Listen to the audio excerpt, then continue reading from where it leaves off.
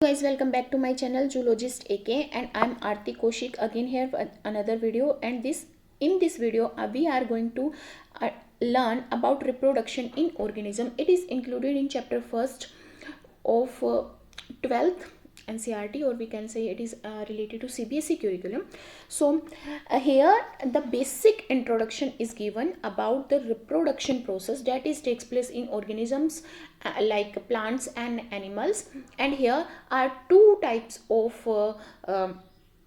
reproduction is explained, like asexual reproduction and sexual reproduction. So this video is all about asexual reproduction, in which we are going to include the points like vegetative propagation, in which we will discuss about artificial methods, that how could we propagate a plant by artificial methods, and how could we generate a plant with two varieties by grafting, and natural ways like how does vegetative part of a plant grow into a fully grown plant.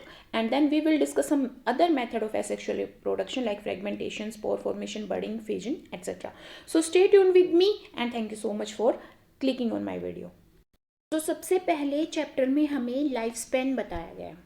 Y उन्होंने बताया कि भाई एक organism जो है उसकी birth होती है और फिर उसकी डेथ हो जाती है, तो वो जो पूरा पीरियड होता है बर्थ से नेचुरल डेथ तक का पीरियड, उसको लाइफ स्पैन बोलते हैं। अगर ह्यूमन लाइफ स्पैन आप बोलें तो अप्रोक्स 60 हो गया है। पहले हम 100 मान के चलते थे, मोर देन 100 भी होता था, बट एवरेज जो हम निकालें तो वो 60 ही हम अभी मान के चलते हैं कि 60 to 70 है। अगर अमेरिकन कंट्रीज़ में देखो तो 40 to 50 हम मान के चलेंगे। तो जो पीरियड होता है बर्थ से नेचुरल डेथ तक का, उसको लाइफ स्पैन बोलते हैं। फिर जब एक लाइफ स्पैन के बारे में जब हमने देखा, ऑब्जर्व किया साइंटिस्ट ने कि भाई हाँ, हर एक ऑर्गेनिज्म जो पैदा होता है उसकी डेथ भी होनी है, तो ये लाइफ जो है ये कैसे कंटिन्यू हो पाएगी, ठीक है। और भाई अगर हम सिंगल सेल ऑर्गेनिज्म की बात करें तो उनकी नेचुरल डेथ क्यों नहीं होती है। हम ऐसे बोल देते हैं कि भाई जो सिंगल सेल्ड ऑर्गेनिज्म होते हैं वो इमॉर्टल होते हैं। इमॉर्टल मतलब कि वो कभी डेड ही नहीं होते। ऐसा क्यों होता है? तो अगर मैं यहाँ पे एग्जांपल लूँ बैक्टीरिया का, तो हमें पता है कि जो बैक्टीरिया होता है वो रिप्रोड्यूस करता है बाइनरी फिजन के थ्रू, जिसको हम अभी डिस्कस करेंगे। सिंपली मैं यहाँ पे बात करती हूँ कि जो बैक्टीरिया है वो 1 से 2 सेल में कन्वर्ट हो जाता है। तो मैं कह सकती हूँ कि जो बैक्टीरिया है वो कंटिन्यू ग्रो कर पाया है एक डॉटर सेल की फॉर्म में। यहाँ पे पेरेंट एलिमिनेट नहीं होता है, वो अपनी लाइफ को कंटिन्यू करता है डिवीजन के बाद डॉटर सेल की फॉर्म में, इसलिए वो कभी भी डेड नहीं होता, वो इमॉर्टल रहता है। अब ये 2 सेल में डिवाइड होगा तो ये यहाँ पे कंटिन्यू करेगा, ये 2 सेल में डिवाइड होगा तो ये यहाँ पे कंटिन्यू करेगा। फिर बात आती है जब हम लाइफ स्पैन की बात करें तो कुछ लाइफ स्पैन यहाँ पे दिए गए हैं, आप इनको रीड कर सकते हैं, लर्न कर सकते हैं।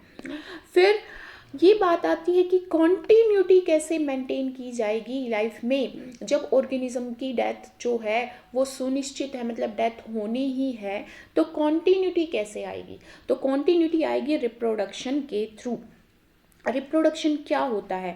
Reproduction is defined as a biological process. वो बायोलॉजिकल प्रोसेस है जिसमें ऑर्गेनिज्म अपने यंग वंस को, जो उसके जैसे ही दिखते हैं, उनको क्या करते हैं? प्रोड्यूस करते हैं, ताकि वो अपने बच्चों की फॉर्म में लाइफ को आगे कंटिन्यू कर पाएँ, प्रोसीड कर पाएँ। तो यहाँ पे 2 टाइप के रिप्रोडक्शन होते हैं, asexual reproduction and sexual reproduction. So let's see what's the difference between asexual reproduction and sexual reproduction. जब हम एसेक्सुअल रिप्रोडक्शन की बात करते हैं तो हमें पता है इसमें सिंगल ऑर्गेनिज्म इन्वॉल्व होता है। जैसे मैंने बैक्टीरिया की बात की, तो बैक्टीरिया में एक सिंगल सेल इन्वॉल्व होती है एसेक्सुअल रिप्रोडक्शन में। सेक्सुअल रिप्रोडक्शन इन्वॉल्व्स 2 और मोर ऑर्गेनिज्म। और जो हमारा एसेक्सुअल रिप्रोडक्शन होता है उसमें गैमेट्स नहीं बनते। Gametes, what are gametes? Gametes are reproductive cell. What are gametes? Gametes are reproductive cell। जैसे मैं बात करूँ रिप्रोडक्टिव सेल की, तो हमारे ह्यूमन के केस में sperm is a gamete and ova is a gamete. अगर मैं प्लांट्स की बात करूँ तो pollen grains are gametes and ovules are gametes. तो सेक्सुअल रिप्रोडक्शन में ही गैमेट्स की जरूरत पड़ती है, क्योंकि उनको फ्यूज होके फर्टिलाइज होके जाइगोट बनाना होता है। बट एसेक्सुअल रिप्रोडक्शन में ऐसा कुछ भी नहीं होता।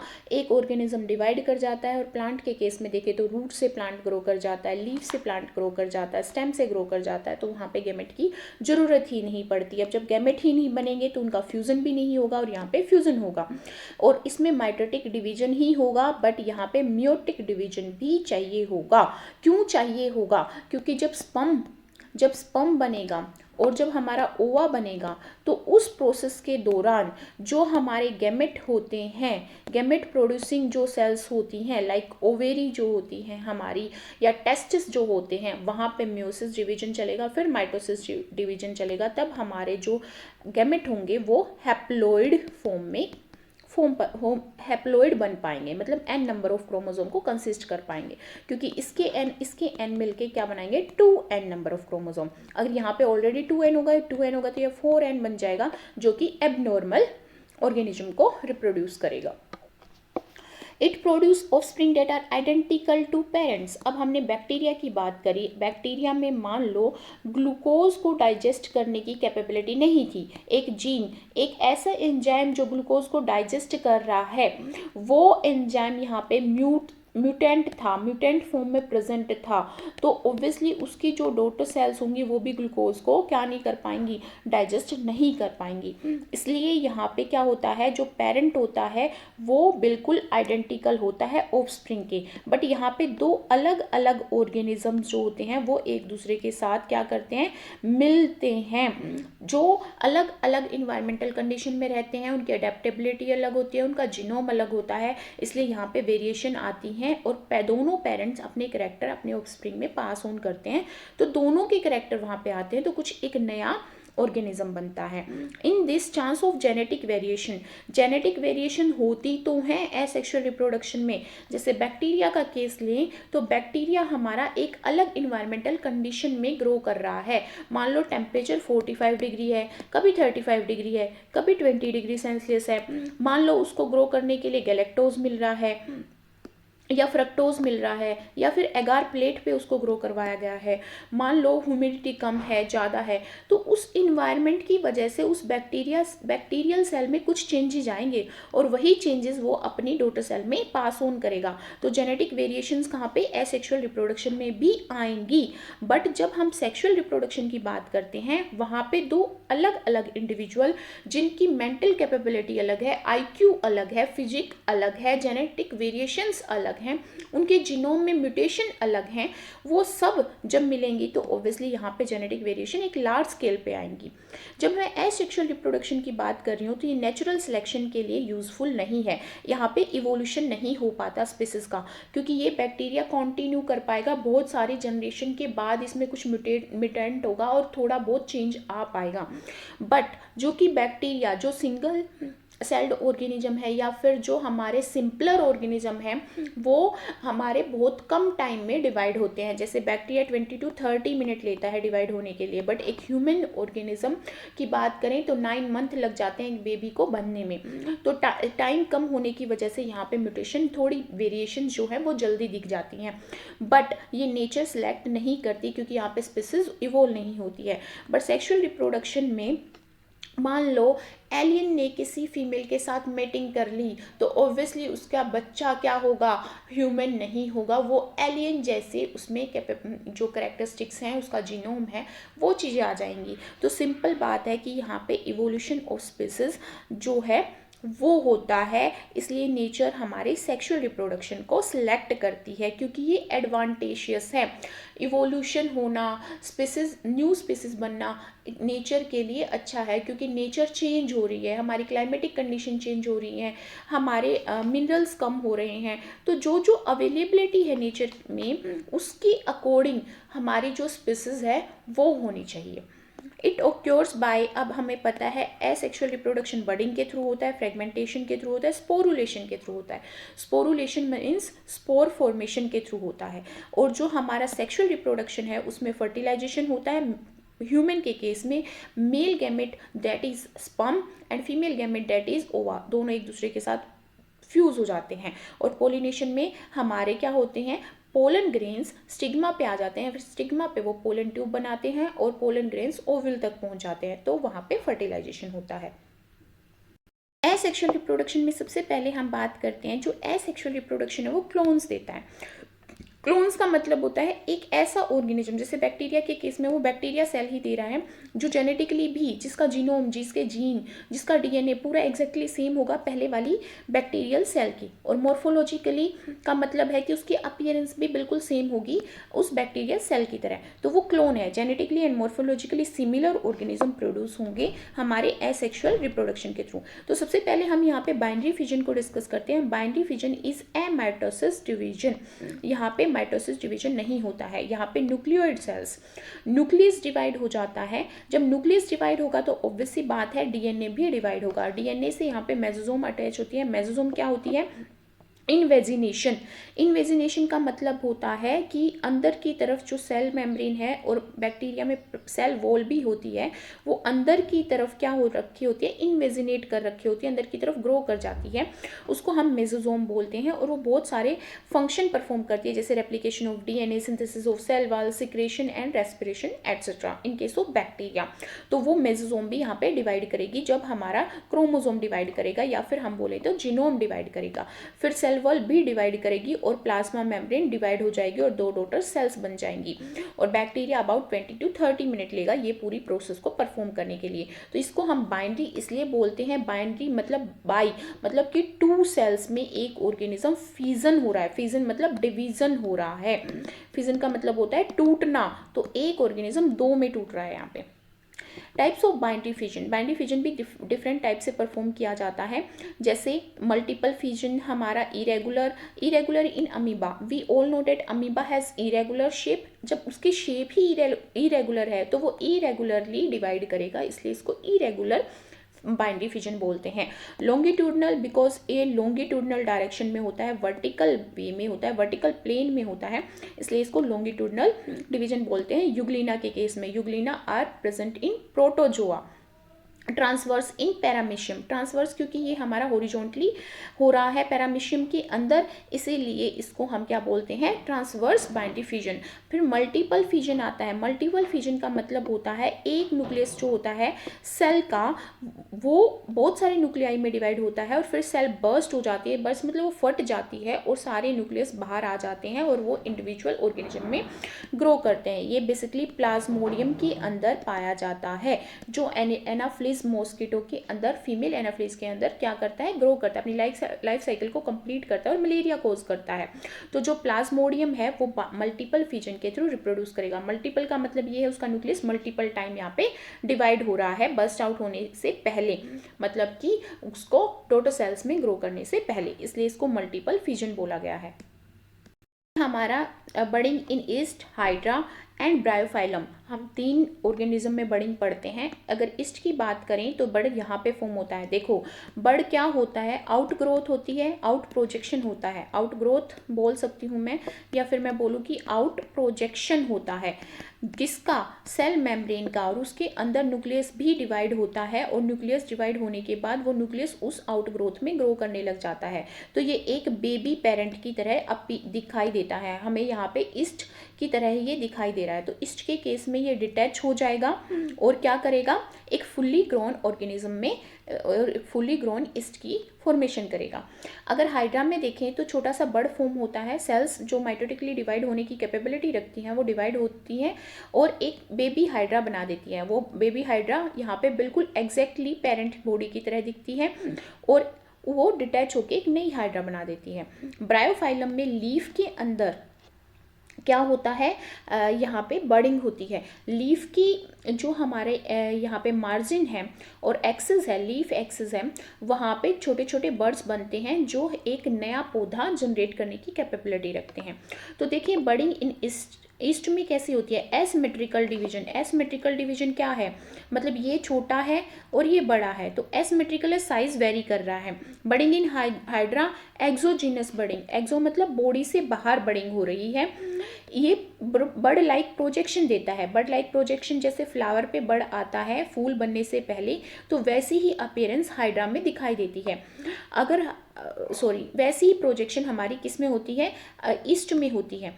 और जब हम बड़ी इन हाइड्रा की बात कर रहे हैं तो एक्टोडर्मल सेल्स होती हैं जो हमारी आउटर मेम्ब्रेन फॉर्म करती है, आउटर रीजन फॉर्म करती है, वो प्रोजेक्ट आउट हो जाती है हाइड्रा में। The bird grow and enlarge, east के केस में बर्ड ग्रो करेगा, बड़ा हो जाएगा। और यहाँ पे हाइड्रा के केस में एक्टोडर्म हमारी क्या फॉर्म करेगी, बर्ड फॉर्म करेगी। यहाँ पे न्यूक्लियस, ईस्ट के केस में हमने देखा कि न्यूक्लियस भी स्प्लिट हो रहा है दो में, और बर्ड के अंदर न्यूक्लियस डिवाइड होके एंटर कर जाता है। और जब हाइड्रा की बात करते हैं, यहाँ पे हमारी जो गैस्ट्रोवस्कुलर कैविटी होती है, हाइड्रा हैज़ गैस्ट्रोवस्कुलर कैविटी, वो पेरेंट की कंटिन्यू करती है बर्ड में, और फिर बर्ड सेपरेट होके एक नई हाइड्रा बना देता है। तो अब यहाँ पे हाइड्रा का हम डिस्कशन कर चुके हैं। अगर मैं ब्रायोफाइलम की बात करूँ, दिस इज अ ब्रायोफाइलम जिसमें हमारे लीफ के मार्जिन पे बर्ड आते हैं जो ब्रायोफाइलम को ग्रो करने की कैपेबिलिटी रखते हैं। एक spherical structure, leafy structure define यहाँ पे टिश्यू के अराउंड आ जाता है। हम देख सकते हैं लीफी स्ट्रक्चर है, सर्कुलर स्ट्रक्चर है जो लीफ पे ग्रो करता है। बहुत लार्ज नंबर में यहाँ पे बर्ड फॉर्म होते हैं और वो डोरमेंट रहते हैं। डोरमेंट होने का मतलब ये है कि उनकी कैपेबिलिटी नहीं होती एक फुल्ली ग्रोन ब्रायोफाइलम में ग्रो करने की, जब तक अनफेवरेबल कंडीशन होंगी। अनफेवरेबल कंडीशन होने का मतलब ये है जो उनकी ग्रोथ को फेवर नहीं करती। किनकी ग्रोथ को, बर्ड की ग्रोथ को। जितना टेम्परेचर उनको चाहिए, मान लो 50 डिग्री सेल्सियस टेम्परेचर उनको चाहिए ग्रो करने के लिए, तो वहाँ पे अगर 30 डिग्री सेल्सियस टेम्परेचर होगा तो वो डोरमेंट स्टेज में चले जाएंगे। मतलब कि वो डाई भी नहीं करेंगे, मतलब वो डेड भी नहीं होंगे, बट वो आगे फर्दर ग्रो नहीं करेंगे। Falls and the bird become active, अब ये लीफ से गिर जाते हैं और एक्टिव हो जाते हैं, और जैसे ही सोइल के कांटेक्ट में आते हैं एक नया ब्रायोफाइलम ये जनरेट कर देते हैं और प्रोपोगेट करके एक नया ब्रायोफाइलम फॉर्म कर देते हैं। नेक्स्ट होता है स्पोर्स के थ्रू रिप्रोडक्शन होना, जो कि हमारे वेजिटेटिव रिप्रोडक्शन का पार्ट है। तो स्पोर की जब मैं बात करूँ तो हमें पता है कि स्पोर माइक्रोस्कोपिक होते हैं, बहुत स्मॉल साइज में होते हैं। माइक्रोस्कोप की हेल्प से ही हम उनको देख सकते हैं कि भी उनमें स्पिक्यूल्स प्रेजेंट हैं या नहीं प्रेजेंट हैं। यूनिसेलुलर होते हैं, सिंगल सेल ऑर्गेनिज्म होते हैं। ऑब्वियसली रिप्रोडक्टिव सेल है क्योंकि एक नया ऑर्गेनिज्म जनरेट करने की कैपेबिलिटी रखते हैं, इसलिए रिप्रोडक्टिव सेल्स हैं। डिफरेंट टाइप्स के होते हैं, जू spores, sporangiospores, क्लाइमाइडोस्पोर्स, oidia and conidia. अब हम समझते हैं वन बाय वन। जब मैं बात कर रही हूँ जू स्पोर्स की, तो जू स्पोर्स की अपीयरेंस इस तरह की होती है। जू मतलब मोटाइल, जो स्पर्म मोटाइल होगा उसको हम जू स्पर्म बोलेंगे। अब मोटाइल होने के लिए उसको फ्लैजिला चाहिए, तो इसमें क्या होगी, फ्लैजिला भी प्रेजेंट होगी। तो मैं कह सकती हूँ these are flagellated spores and motile spores. ये किस में मिलेंगे, फंजाई में और फाइकोमाइसेट्स में मिलेंगे। और ये हम देख सकते हैं कि यहाँ पे इसका स्ट्रक्चर है। फिर सेकंड है हमारे sporangiospores. Second one are sporangiospores. जब मैंने नाम बोला स्पोरेंजियोस्पोर्स, तो वो किसके अंदर ग्रो करेंगे, स्पोरेंजिया के अंदर ग्रो करेंगे। स्पोरेंजिया क्या होती है, स्पोरेंजिया एक बैग लाइक स्ट्रक्चर है। देखो ये एक बैग लाइक स्ट्रक्चर है, इसके अंदर बहुत सारे स्पर्म डिवाइड होते हैं, ग्रो करते हैं, और जो मेम्ब्रेन होती है फिर वो बर्स्ट आउट हो जाती है। बर्स्ट आउट मतलब वो इतनी ग्रो कर जाते हैं कि उसको फटना पड़ता है। तो जो जैसे ही वो फटेगी तो सारे स्पोर्स बाहर डिस्पर्स हो जाएंगे। डिस्पर्स होने का मतलब क्या है, एयर से, हमारी वाटर से वो इधर उधर फैल जाएंगे और ग्रो करेंगे एक नए ऑर्गेनिज्म में। तो स्पोरेंजियोस्पोर्स मोटाइल नहीं होते क्योंकि उनको किसी एजेंट की जरूरत पड़ती है डिस्पर्स होने के लिए। और ये एंडोस्पोर्स होते हैं। एंडो मतलब अंदर, स्पोर जो किसी चीज़ के अंदर ग्रो करें, तो हमने देखा कि ये स्पोरेंजिया के अंदर ग्रो करते हैं। These are endospores. राइजोपस और मिकोर के अंदर ये क्या करते हैं, पाए जाते हैं। क्लाइमाइडोस्पोर्स हाइफा सेल से फॉर्म होते हैं। Haifa is an attachment body, मतलब जब हम बात करते हैं किसी भी फंगस की बात कर लें या फिर हम ईस्ट की बात कर लें, ऐसे ऑर्गेनिज्म में हाइफा एक फिलामेंट लाइक स्ट्रक्चर होता है जो उस ऑर्गेनिज्म को सबस्ट्राटम से अटैच करता है। सबस्ट्राटम यहाँ पे कोई भी ऑर्गेनिज्म हो सकता है, या फिर कोई रॉक हो सकती है, या फिर किसी डेड सेल हो सकती है, डेड प्लांट की बॉडी हो सकती है, डेड ऑर्गेनिज्म की बॉडी हो सकती है। उससे जब ऑर्गेनिज्म अटैच करता है तो वो हाइफा के थ्रू करता है। तो जब ये हाइफा इस तरह से स्पोर फॉर्म करेगी पोर्शंस में, तो उसको हम क्या बोलते हैं, क्लाइमाइडोस्पोर्स। और ये क्लाइमाइडोस्पोर्स फूड रिजर्व करते हैं, तो इस वजह से अनफेवरेबल कंडीशन के दौरान ये सर्वाइव कर पाते हैं, और जैसे ही फेवरेबल कंडीशन आती है तो वो डिवाइड कर जाते हैं। फिर है ओइडिया। ओइडिया में क्या होता है, ओइडिया में जो हाइफा होती है वही हमारी स्पोर की फॉर्म में डिवाइड होती है। तो यहाँ पे हाइफा ही टूट के हमारा नया ऑर्गेनिज्म देती है, पर ये फूड को रिजर्व नहीं करते, इसलिए इनको ज़्यादा वाटर चाहिए होता है, शुगर और सॉल्ट चाहिए होता है ग्रो करने के लिए। कोनिडिया में क्या होता है, ये भी नॉन मोटाइल स्पोर्स है, इनमें फ्लैजिला नहीं मिलती, पर यहाँ पे हाइफा एक चेन की फॉर्म में मल्टीपल स्पोर्स में डिवाइड करती है और वो एक नए ऑर्गेनिज्म की फॉर्मेशन करते हैं। फिर हम बात करें जैम्यूल्स की या गैम्यूल्स की, तो जो गैम्यूल्स होते हैं वो गैम्यूल्स किस में मिलते हैं, स्पंज में मिलते हैं। स्पंज किस में आते हैं, हमारे पोरीफेरा में आते हैं। पोरीफेरा मल्टी सेलुलर है, बट इसमें टिश्यू ऑर्गेनाइजेशन नहीं है। क्या है, सेलुलर ऑर्गेनाइजेशन है, सिर्फ सेल्स मिलती हैं, कैनाल सिस्टम मिलता है। तो यहाँ पे जो हमारे गैम्यूल्स होते हैं उसमें यहाँ पे अमीबोइड सेल्स होती हैं। Amoeboid cells are archaeocyte cells. Archaeocyte cells क्या होती हैं, आर्कियोसाइट जो सेल्स होती हैं वो टोटीपोटेंट सेल्स होती हैं।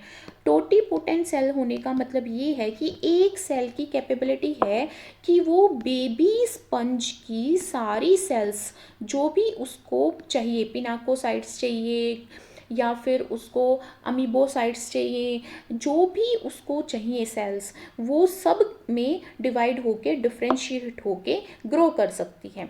इसलिए ये जो अमीबोइड सेल्स है वो आर्कियोसाइट्स हैं, इनकी टोटीपोटेंट सेल्स हैं that could differentiate into different types of cell of an organism.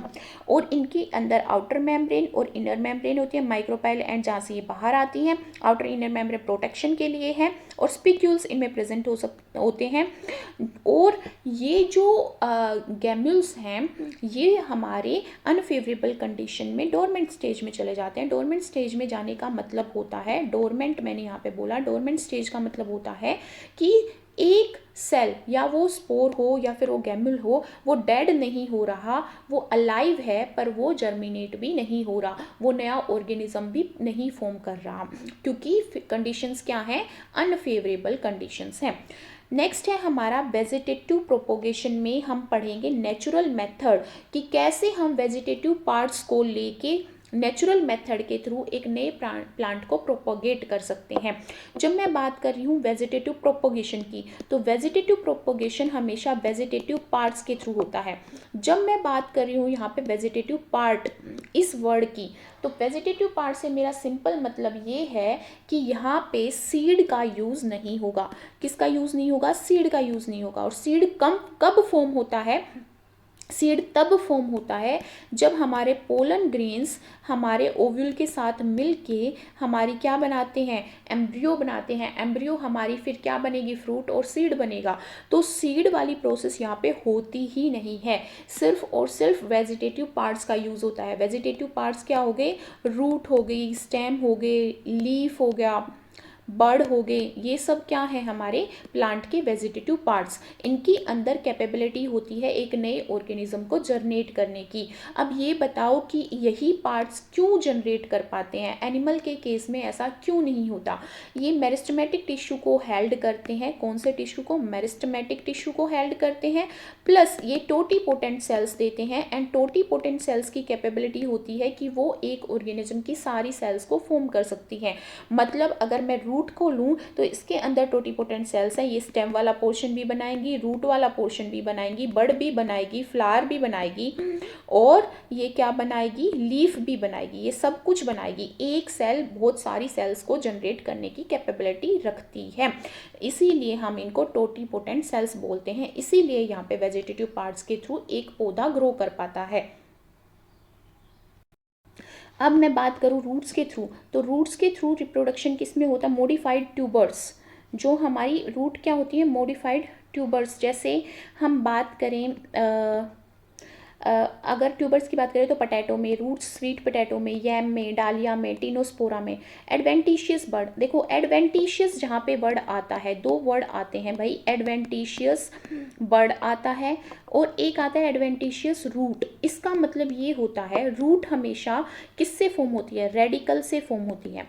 तो रूट जब रेडिकल से फॉर्म हो रही है तो वो क्या है, नॉर्मल रूट है। बट जब वो रेडिकल से फॉर्म ना होके रूट किससे फॉर्म हो जाए, स्टेम से फॉर्म हो जाए, बड से फॉर्म हो जाए, या फिर वो लीफ से फॉर्म हो जाए, तब लीफ से फॉर्म हो जाए तो उसको हम क्या बोलेंगे, एडवेंटिशियस रूट बोलेंगे, या फिर किसी ब्रांच से फॉर्म हो जाए। जैसे बैनियन ट्री में होती है, बरगद के पेड़ में, बड़ के पेड़ में जब होती है तो क्या होता है, स्टेम से रूट जनरेट होने लग जाती हैं, तो उसको हम एडवेंटिशियस रूट बोलते हैं। अब अगर एडवेंटिशियस बड की मैं बात करूं तो एडवेंटिशियस बड भी ऐसे ही होगा, जैसे फ्लावर में फूल आने से पहले एक बड बनता है तो वो बड हमारा नॉर्मल बड है। बट जब बड हमारा लीफ में बन रहा था, जैसे हमने ब्रायोफाइलम की बात करी, जैसे हमने बात करी हाइड्रा की, जैसे हमने ईस्ट की बात करी, तो वो क्या है, हमारे एडवेंटिशियस बड हैं। तो adventitious bud occurring elsewhere on the plant body, जैसे ट्रंक के ऊपर, रूट के ऊपर, लीव्स के ऊपर जब हमारे बर्ड आ जाते हैं तो उसको क्या बोलते हैं, एडवेंटिशियस बर्ड्स बोलते हैं। जैसे डल बेज बर्जिया में या गवावा में या पॉपुलस के प्लांट में हमारे एडवेंटिशियस बर्ड्स होते हैं। अंडरग्राउंड स्टेम से जब हमारे पौधे ग्रो करते हैं, जैसे शक्कर से, राइजोम से, कोम से, बल्ब से, ट्यूबर से। देखो यहाँ पे हमारा अगर हम रिप्रोडक्शन करें, ये रूट से हो रहा है हमारे म्यूराया में, और यहाँ पे राइजोम से देखें अदरक में हमारा रिप्रोडक्शन हो रहा है। यहाँ पे हम देख सकते हैं कोम के थ्रू रिप्रोडक्शन हो रहा है हमारा अरवी में, और यहाँ पे देखें ट्यूबर्स के थ्रू हमारा पोटैटो में हो रहा है। ये यहाँ पे बल्ब्स होते हैं, ये नीचे वाला पोर्शन जो बिल्कुल वाइट पोर्शन होता है अनियन के अंदर, जब हम उसको छीलते हैं वो हमारे बल्ब होते हैं, और यहाँ पे हम देख सकते हैं लिलियम में। ठीक है, अब यहाँ पे लीफ के थ्रू हमने देख लिया, बर्ड के थ्रू ब्रायोफाइलम में होता है, रनर्स के थ्रू हो रहा है। रनर्स जैसे हम बात करें मिंट की, मिंट में क्या होता है, यहाँ पे लीफ आ जाती है, पर वो जो स्टेम होता है उसका स्टेम पतला जो स्टेम होता है वो सोइल के ऊपर रन करता है, तो वो रन करके बहुत सारे ऐसे प्लांट दे देता है, तो वो भी एक एग्जाम्पल होता है रनर का। यहाँ पे देख सकते हैं हम स्टोलन के थ्रू रिप्रोडक्शन हो रहा है फ्रेगेरिया में। यहाँ पे क्या हो रहा है, ये हमारे स्टोलन बन रहे हैं, ये उधर जाके अटैच हो गया और नया एक प्लांट बना दिया, फिर ये उधर जाके अटैच हो जाएगा, फिर एक नया प्लांट बना देगा। ऑफसेट के थ्रू हो रहा है यहाँ पे रिप्रोडक्शन, यहाँ पे सक्कर्स के थ्रू रिप्रोडक्शन हो रहा है, मतलब नया प्लांट जनरेट हो रहा है। ये ऑक्सिलरी बुलबिल्स के थ्रू रिप्रोडक्शन हो रहा है। तो ये डायग्राम से आपको आई थिंक क्लियर हो जाना चाहिए। तो सक्कर्स किस में, मिंट में होंगे, और हमारे राइजोम टाइफा में, कैना में, जिंजर में, टर्मेरिक में होंगे, लोटस में होंगे, वाटर हाइसेंथ में होंगे। कॉम्स किस में होंगे, हाईली कंडेंस्ड रीजन होता है हमारा कॉम, और जैसे हम यहाँ पे देख सकते हैं कोम ये फॉर्म हो रहा है, कंडेंस्ड रीजन है अरवी के अंदर। और ये क्या है, अंडरग्राउंड जो स्टेम होती है उसमें आते हैं, बनाना में भी आते हैं और अरवी में भी। बल्ब्स अनियन में, लिलीज में, गार्लिक में, ट्यूबर्स पोटैटो में, रनर्स हमने देख लिए मिंट में भी होते हैं, ऑक्जेलिस में और इनमें भी होते हैं। फिर उसके बाद हम डिस्कस करते हैं आर्टिफिशियल वे। आर्टिफिशियल वे जब नाम ही आ गया आर्टिफिशियल, तो मैन मेड वे जिसमें हमें प्लांट कमर्शियल पर्पस के लिए ग्रो करने होते हैं। जैसे मैंने नर्सरी खोल ली, या मैंने कुछ जेनेटिकली मॉडिफाई किया प्लांट, तो मेरे को आर्टिफिशियल मेथड पड़ेंगे उस प्लांट को ग्रो करने के लिए। मैं 2 प्लांट की वैरायटी चाहती हूँ एक प्लांट में, मतलब दोनों वैरायटी को एक प्लांट की फॉर्म में ग्रो करवाना चाहती हूँ, तो मैं आर्टिफिशियल मेथड यूज़ करूँगी, ग्राफ्टिंग वगैरह यूज़ करूँगी। तब मेरे को कमर्शियल पर्पज़ के लिए, मतलब मेरे को अब उससे कमाई करनी है, एज ए बिजनेस मेरे को उसको चलाना है, तो मैं आर्टिफिशियल मेथड यूज़ करती हूँ। तो क्या कौन सा मेथड होता है, सबसे पहले कटिंग होती है। इसमें हम स्टेम को, रूट को या लीफ को कट कर देते हैं। जैसे ब्रायोफाइलम में मैं यहाँ पे लीफ से ही बड़ को कट करके लगा दूंगी। टेमारिंड है जैसे, इसमें हम बड़ जो लेते हैं या स्टेम लेते हैं, गन्ना ले लिया, मान लो गन्ना लिया तो कितना लूँगी मैं, 20 to 30 सेंटीमीटर लॉन्ग गन्ना लूँगी, और उसको कट कर करके मैं उसको लगा दूंगी सोइल में सिंपली। पर यहाँ पे मेरे को क्या क्या चीज़ें ध्यान रखनी पड़ेंगी, प्लांट की एज क्या है, कितना पुराना है वो प्लांट, उसकी लेंथ क्या है। जैसे मैंने बोला कि 20 to 30 सेंटीमीटर स्टेम ही मैं गन्ने का काटूंगी यहाँ पे। और उसका डायमीटर कितना है, कितनी थिकनेस है उसकी। और मैं सीजन देखूंगी, गन्ना क्या मैं अभी उगा सकती हूँ या नहीं उगा सकती, विंटर में उगाऊंगी या समर में उगाऊंगी, या फिर मैं उसको मानसून के टाइम पे उगाऊंगी, किस टाइम पे उगाऊंगी, ये फैक्टर भी अफेक्ट करेंगे मेरी ग्रोथ को। तो यहाँ पे कई बार रूट को जनरेट करने के लिए, जैसे गन्ना होता है तो ये नोड्स वाला पोर्शन होता है जो बीच में अटैच होता है, ये नोड्स होती हैं, इस नोड से हमारी रूट निकलती हैं। तो कई बार मैं चाहती हूँ कि मेरा पौधा जो है जल्दी रूट दे और जल्दी ग्रो कर जाए, तो जल्दी ग्रो करने के लिए मैं उसको केमिकल से ट्रीट करवाती हूँ, रूटिंग हार्मोन से, जो कि IBA होता है, इंडोल 3 ब्यूटरिक एसिड। ऐसा किस किस में किया जाता है, ग्रेप में किया जाता है, शुगर केन में, ब्यूगनवेला में और डुरंता में किया जाता है। और अलग अलग मेथड होते हैं रिप्रोडक्शन के, आर्टिफिशियल वे में लेयरिंग होती है, इसमें एडवेंटिशियस बर्ड इंड्यूस किया जाता है स्टेम को कट करने से पहले। लेयरिंग के टाइम पे माउंट लेयरिंग होती है, एयर लेयरिंग होती है, मतलब बर्ड भी कह सकते हैं, रूट भी, एडवेंटिशियस बर्ड भी इंड्यूस करवाया जा सकता है और एडवेंटिशियस रूट भी इंड्यूस करवाया जा सकता है। ये जो मैंने यहाँ पे स्लाइड डाली है इसमें लिख रखा है एडवेंटिशियस बर्ड, बट कई बार हम एडवेंटिशियस रूट भी इंड्यूस करवाते हैं। इंड्यूस करवाने का मतलब है हमने कुछ प्रोसीजर किया जिसकी वजह से अपने आप वहाँ पे बर्ड आ गया है।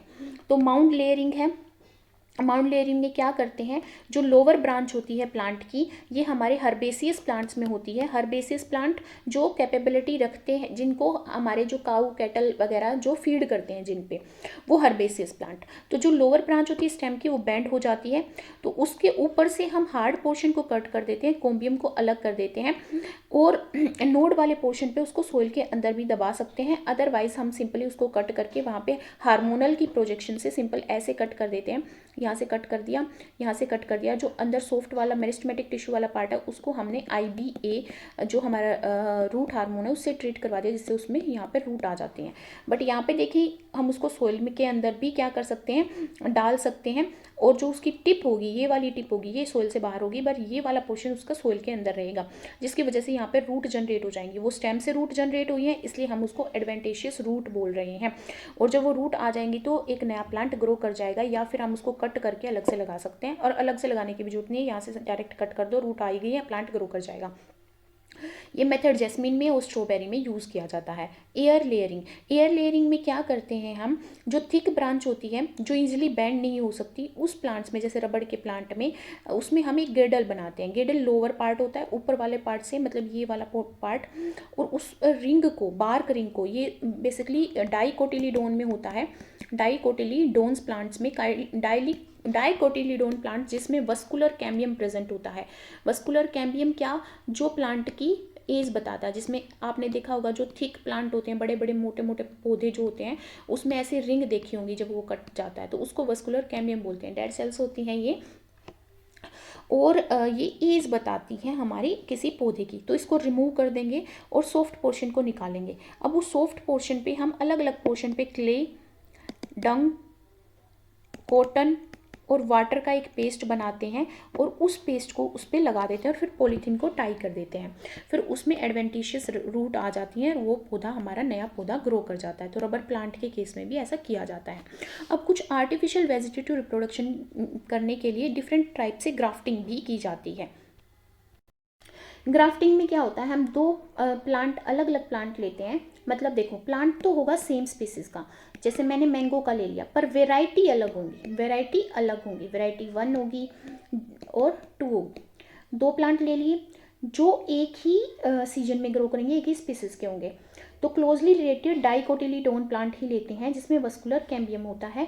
तो यहाँ पे डाइकोटिलीडोन प्लांट ही लेंगे भाई, वस्कुलर कैम्बियम का बस कैसे पहचान सकते हो, जिनकी थिक बार्की हो या वुडी स्टेम हो जिनका, ठीक है।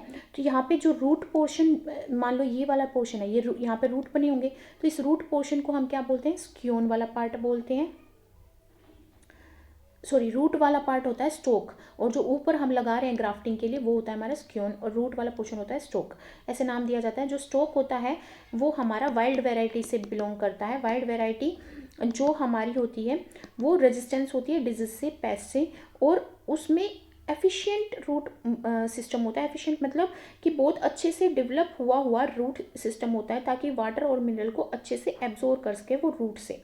स्केन, अगर दोसेरी मैंगो की बात करें तो वो हमारा क्या होता है नॉर्मल एक वाइल्ड वैरायटी लेंगे मैंगो की, फिर हम दशहरी मैंगो का स्क्यून लेंगे जो उसमें ग्राफ्ट कर देंगे। ग्राफ्ट मतलब थोड़ा सा कट लगाएंगे और उसमें दूसरे जो हमारा मैंगो होगा दशहरी मैंगो, उसको उसकी जो स्टेम है उसको इंसर्ट कर देंगे। इंसर्ट करने के बाद अब इंसर्ट जब कर रहे हैं तो स्क्यून को 4 to 12 इंच का ही हम कट करेंगे। इससे ज़्यादा कट करेंगे तो वो प्रॉपरली ग्रो नहीं कर पाएगा, बैलेंस नहीं बन पाएगा वहाँ पे। ठीक है, अब जब जॉइंट बन गया, अब यहाँ पे मैंने दूसरे प्लांट जब मैंने यहाँ पे स्टोक लिया तो स्टोक को कट किया तो कट बन गया। अब दूसरा स्क्यून को भी कट करके उसमें इंसर्ट कर रही हूँ तो ऑब्वियसली यहाँ पे कट बन गया है। तो उसमें इंसेक्ट वगैरह ना आए, पैथोजन वगैरह ना आए, तो उसको मैं वैक्स या कले के थ्रू क्या करूँगी, कवर कर दूंगी। और इवापोरेशन भी ना हो। इवापोरेशन क्या हो, loss of water by plant. ठीक है, वो जो होता है वो भी ना हो, इवापोरेशन भी ना हो, पैथोजन भी ना आए, इंसेक्ट भी ना बैठे, कुछ भी ना हो, इसलिए मैं यहाँ पे क्ले लगाऊंगी और वैक्स लगाऊंगी। ठीक है, अब ये जो ग्राफ्टिंग होती है ये डिफरेंट टाइप्स की होती है। जैसे बर्ड ग्राफ्टिंग, यहाँ पे सिंपल हमने स्टोक के अंदर पोर्शन कट किया और बर्ड को इंसर्ट कर दिया। अप्रोच ग्राफ्टिंग कि भाई एक दूसरा पौधा है, दोनों को साथ में ग्रो कर दिया, थोड़ा सा कट करके ऐसे साथ में। टंग ग्राफ्टिंग, जब शेप टंग जैसी कट करें हम अपने स्टोक की और स्क्यून की तो उसको टंग ग्राफ्टिंग बोलेंगे। क्राउन ग्राफ्टिंग, जब हम ऊपर वाले पोर्शन पे ग्राफ्टिंग करें तो उसको crown grafting. Veg shape grafting, जब ये वेज शेप में कट किया गया है तो उसको वेज शेप ग्राफ्टिंग बोल देते हैं। और लेटरल ग्राफ्टिंग होती है जिसको हम साइड में कट करके साइड में इंसर्ट करेंगे। तो ये कट के बेस पे कैसी शेप में हम अपने स्क्यून को, स्टोक को कट कर रहे हैं, उसके बेस पे टाइप्स ऑफ ग्राफ्टिंग को क्लासीफाई किया जाता है। So hope you are clear about asexual reproduction, that is basically the vegetative reproduction in case of plants. In my upcoming video related to this chapter we are going to discuss about sexual reproduction. Thank you so much for clicking on my video.